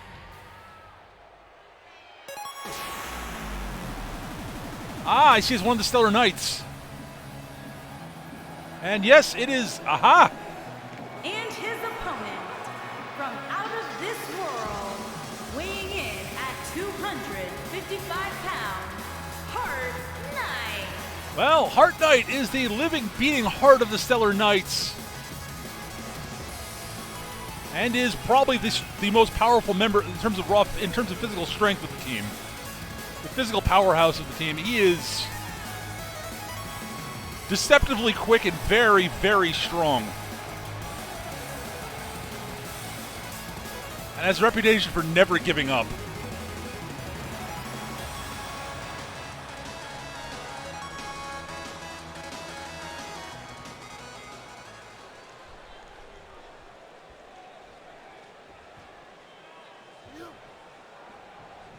And here we go. Hayabusa starts off with just clubbing blows to the head, but Heart Knight does a shoulder check there to break things up. But a very nice belly to back suplex, and he maintains the grip on the ground. Hoists him back up and tosses him aside. Oh, nice arm drag by Heart Knight. And just bludgeons him to the ground. Drives his fist in the sides of Hayabusa's head there. Ooh. Slams him down to the mat. This is definitely a match of a power versus technique. Oh, very nice counter drop over the top rope by Heart Knight. This is not to say Heart Knight is an unskilled fighter. It's just that, in terms of raw technique, it's hard to beat Hayabusa in a lot of ways. Oh, that was a very nice suplex. Woo.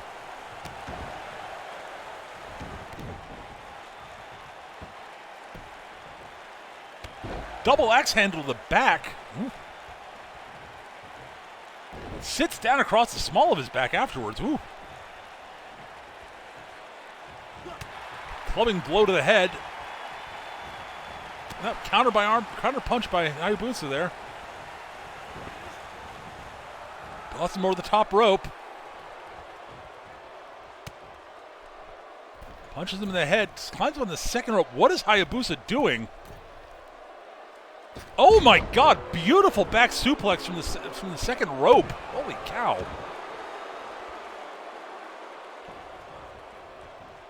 Drags Heart Knight across to the center of the ring, and an elbow drop to the head. Ooh!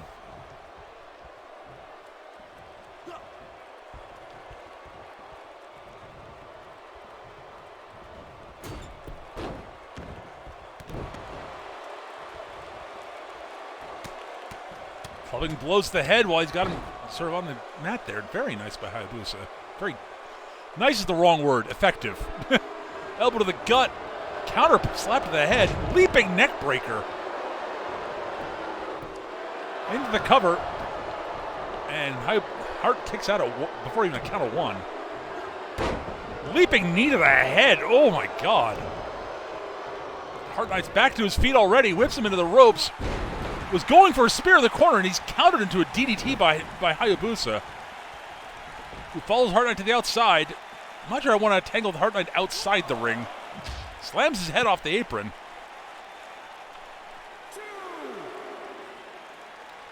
Blocks the punch of the head with the returns a punch of his own. And Hayabusa heads back into the ring. Beautiful bridging just beautiful suplex there. Oh my god. Thought he was going to go for a bridge on that, but he apparently decided not to. Goes to the cover. Doesn't hook the leg though. Yep, kicks out at 1. Chops him back down to the ground. Oof. And just starts slamming Hearts Knight's head into the mat. Gets him back to his feet. And whips back around into the rear naked choke. Drops back. Gets the leg grape. So gets the grapevines and just locks him up. Will Heart Knight tap? Or will he be able to work his way free from this chokehold? He rolls to his knees and whips him over. Nicely done by Heart Knight.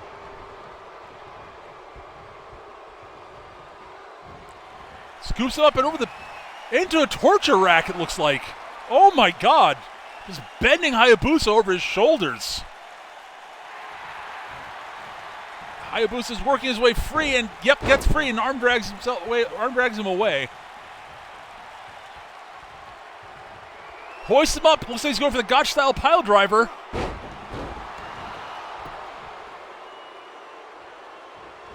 I suppose that's called I think that's actually, according to stats minion, that was an accordion, not a torture rack. My apologies. Heart Knight kicks out at 2 off the pile driver. Impressive. Leg sweep.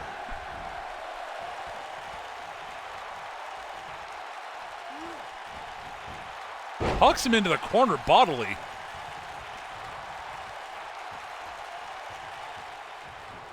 Jushin blocked the punch to the head.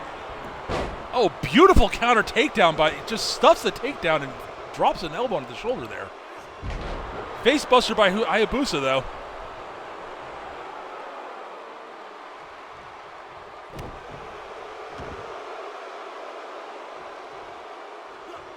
Kicks him away, rolls back to his feet.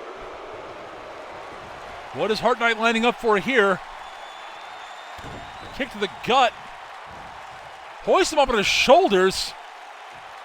Hayabusa escapes out the back, though, before Heart Knight can do anything. DDT.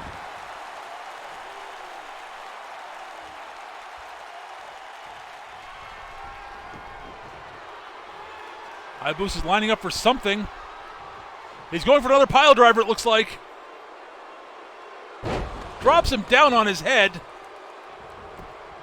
Into the cover. And that's all she wrote. The assassin is victorious.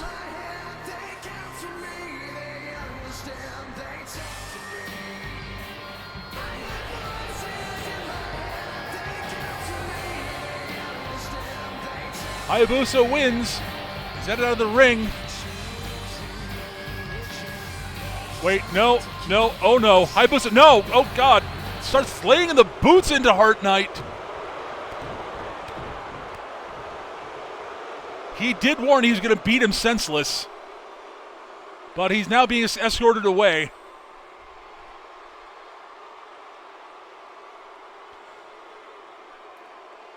Leaving Heart Knight to lick his wounds in the ring there, though. Impressive showing from Hayabusa, but the newcomer looked good. Just unable to get it done against the KG veteran.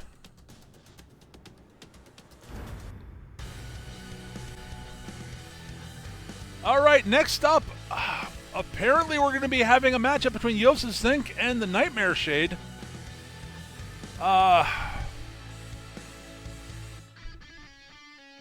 Okay, I'm hearing that yes, Nightmare Shade has been corralled to the entrance ramp. One moment.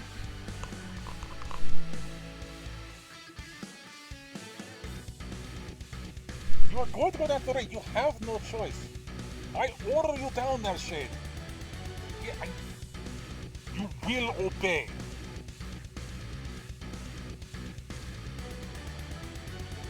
Go.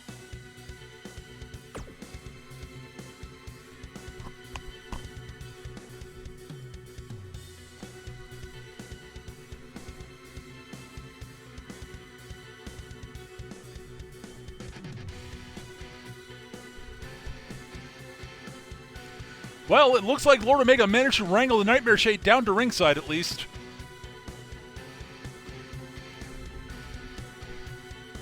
Apparently it's actually Barton Mercer in there. I'm confused. I don't understand any of this.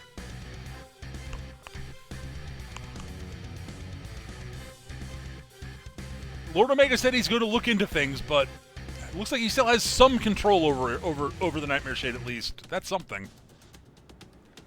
I hate to think what would happen if he had no control over one of the shades.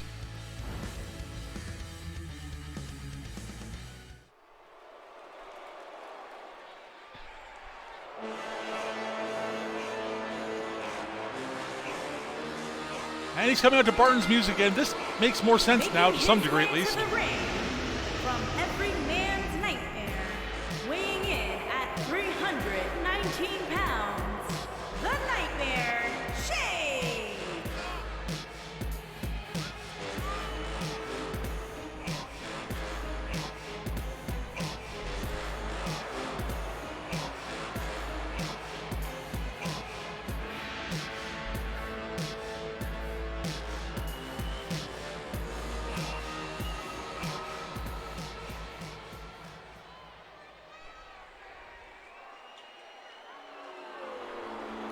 And the temperature drops again.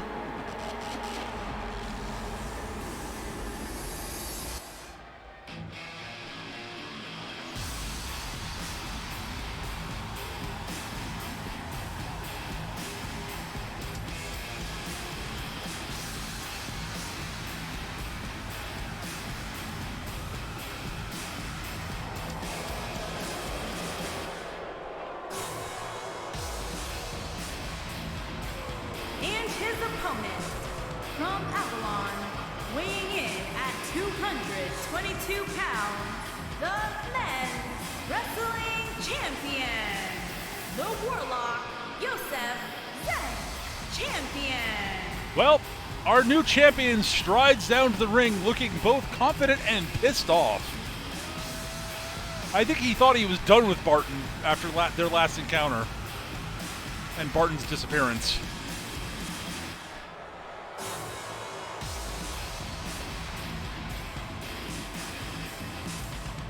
But apparently they're not done with each other yet. Or at least Barton's not done with him.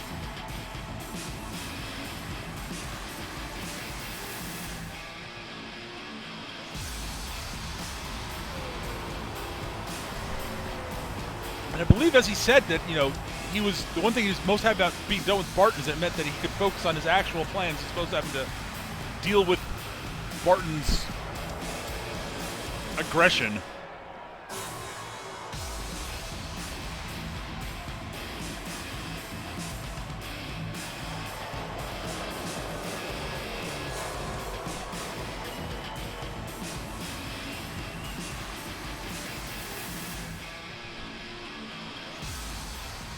But he's not done with him now, apparently, so let's see what happens. This time, Josef Zenkus didn't have to go through an entire match with Xander Voda before facing the Nightmare Shade. Bounced clean off the Shade and punches his way back to his feet, though. Crossbody floors the Shade finally. Or should I call it Bart? Should I call him Bart Mercer? I don't know. Do I call it the Nightmare Shade or do I call it Barton Mercer? Which do I call it? Can someone get that information from Lord Omega, please? Thank you. I'll call it the Nightmare Shade for now. Nightmare Shade sweeps Zenk off his feet. Stomp to the back of the head. What's that? Call it what you want. I don't care. Just call the match. Okay, Lord Omega, thank you. Kick to the gut by Nightmare Shade. Joseph ducks the clothesline and clotheslines him into the corner. Shade leaps back to its feet and misses another clothesline. Hoists Zenk up onto his shoulders. Facebuster off the shoulders. Ouch.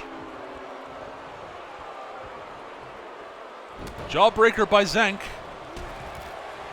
Bounces off the Shade again. Kick to the gut. Clotheslines the Shade out of the ring.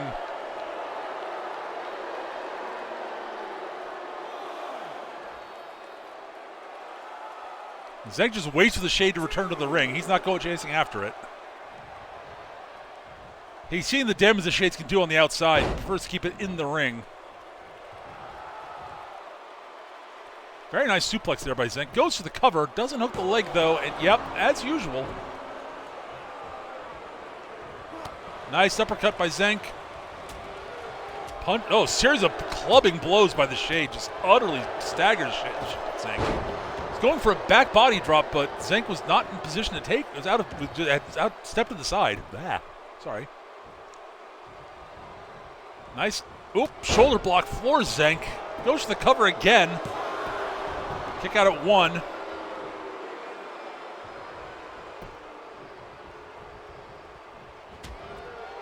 Punch to the head. Another punch to the head. Just clubbing blows again from the Shade. Neck breaker.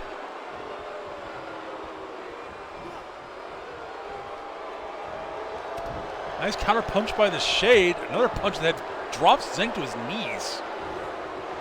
Spinning side slam. Just crushes Zenk to the mat. Going to the top of the top rope. It's going for the Nightmare Moonsault. Lands it clean. Goes for the cover. Zenk kicks out at 2.5, though. I mean, this is so strange calling this because, you know, it's... Everything about it screams Shade. You can feel the sort of the aura the Shades have radiating off it. But it's doing Barton's moves. Nice Uranagi by Zenk. Goes for the cover. Kick out at 2 by the Shade. Zenk's lining up for the Dark Queen's Blessing, it looks like. Plants it. Rolls into the cover. Shade kicks out at 2.5 himself. Both of them have hit each other with their biggest moves, and they're both still going. Leaping forearm, another running forearm to the head. Ducks the clothesline into a spine buster, plants it in the middle of the ring. Shade crawls into the corner. Rolls out of the way from the kick. Zenk third swing, kicks to the leg. Into another brutal Uranagi, plants the Shade. Goes to the cover. Shade kicks out at 2. Zenk looks like he can't believe it. So looks like he's going to go for another Dark Queen's Blessing here. Spikes him, rolls into the cover again. Is that it? No, 2.5 again by the Shade. Zenk is incensed. Yeah, I think I just heard him say, what will do to be rid of this nightmare? Fair enough. I mean, yeah. Stomp of the arm. Hoists the Shade up. Sits into a camel clutch. Will the Shade tap to the camel clutch? No, works its way free.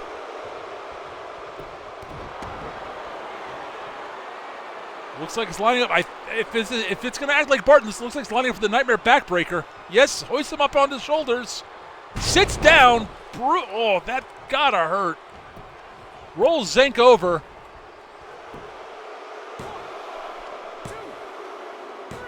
And that's all she wrote. The Nightmare Shade is victorious. Wait, that's Eugene. What's Eugene doing? What's he doing? He's got the briefcase. He said apparently he's using the boo now? Can he do that? Well, Zenk shakes off the damage he's taken. Back body slams Eugene into the mat. Kick to the chest.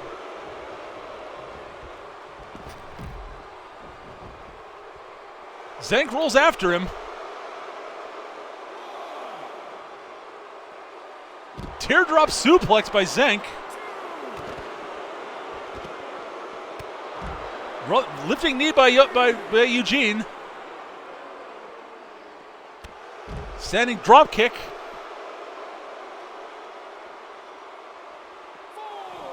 Runs Zenk into the table there. Right lifting knee to the chest. Zenk rolls Eugene back into the ring.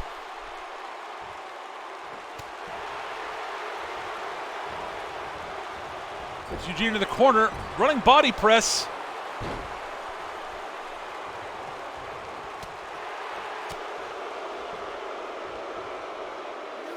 Zenk's putting up a very good fight despite having a brutal match with the Shade just a moment ago. Zenk does not want to relinquish his title. Elbow drop to the back. But Zenk is tired and hurt. I'm impressed he's putting up as much of a fight as he is right now. And he's doing quite well, honestly. I think Eugene might have underestimated Zenk's resiliency. Rolls Eugene over to a Boston Crab.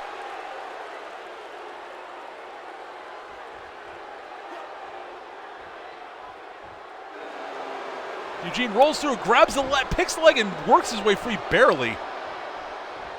Shoves him away with his feet. Next snap by Eugene. Elbow to the back of the head. Oof. Goes to the cover. Zenk kicks out at 2.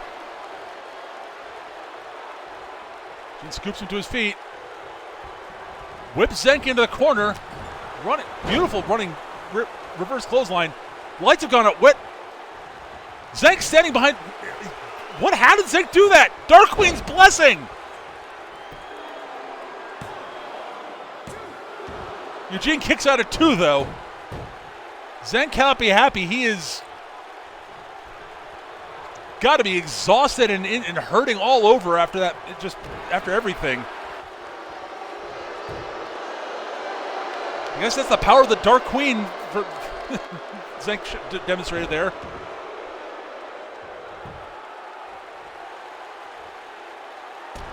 I wouldn't be taunting him like that. Yeah, Eugene, that was not the smartest move. Zenk goes to the cover, feet up on the ropes. I don't think the ref sees it, but Eugene kicks out at 1. Zenk whips him into the corner.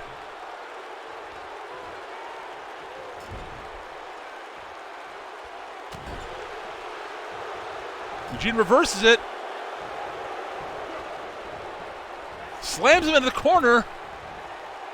Leaping facebuster off the ropes. Zenk blocked the punch from Eugene. Rakes the eyes, but he's exhausted. Drops to his knees in exhaustion. Kicks his way free. Kick to the gut. Blocked punch. Haymaker by Eugene. Staggers Zenk. Eugene hoists him in a pump handle slam.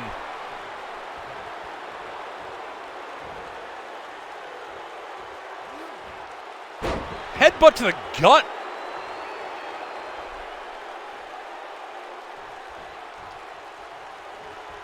Ducks the clothesline. Running forearm. Another running forearm. Ducks it. Spy, but that's a sequence Zenk favors.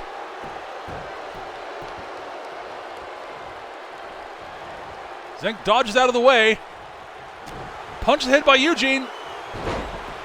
Reverse neck breaker by Eugene. Goes to the cover. Oh my God, Eugene has won it. He is our champion, I guess. I don't know what he calls that move. He used that there, but. Here is your winner and new men's wrestling champion, Eugene Eric Mann. Well, we have a new champion. Holy crap. I don't know what to say. Well, Eugene said, he's saying it again. I told you all it was good. I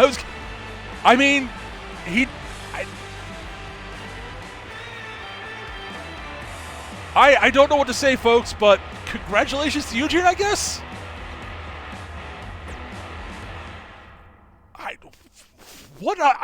Wow. Well, that's all the time for this week, folks. I guess we got to wrap things up here. Thank you, everybody, for watching. I hope you all enjoyed the show this week. This is Minion 699 signing off for everybody. We'll be back next week with a new episode and a lot of stuff to talk about. Thank you for watching, everybody. See you guys next time. Take care, everybody. Have a wonderful rest of your week.